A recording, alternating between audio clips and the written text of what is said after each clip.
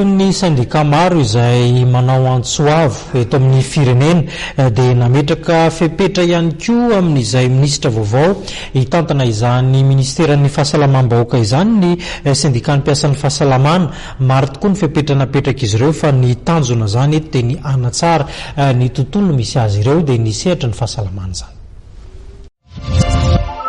Nivoaka tao amin'ny tolona Andriamatoa Tsay Kristian izahay reto dia ny tolona ny antony dia tsotra ihany nijaly ny mpiasam-panjakana mpiasan'ny fahasalamana ka izay no nahatonga anay nandray anjara mavitrika tamin'ny tolona.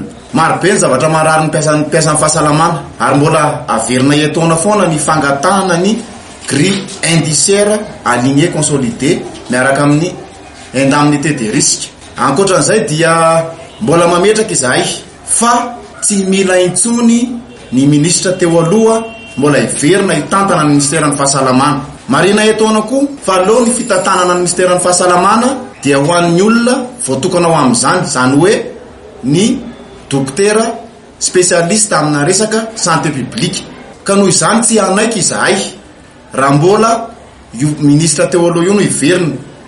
Tsy mila ihany koa izahay mpiasan'ny fahasalamana ny hitantanan'ny professeur clinicien ny ministeran'ny fahasalamana. Ny antony dia tsotra ihany, clinicien izy tompoko fa tsy mahay loatra ny administration.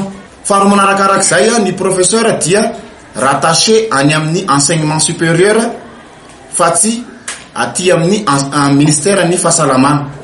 Ka izay zany no antraterina eto hoe dokotera spesialista amina santé publique zany no hitantana ny ministeran'ny fahasalamana.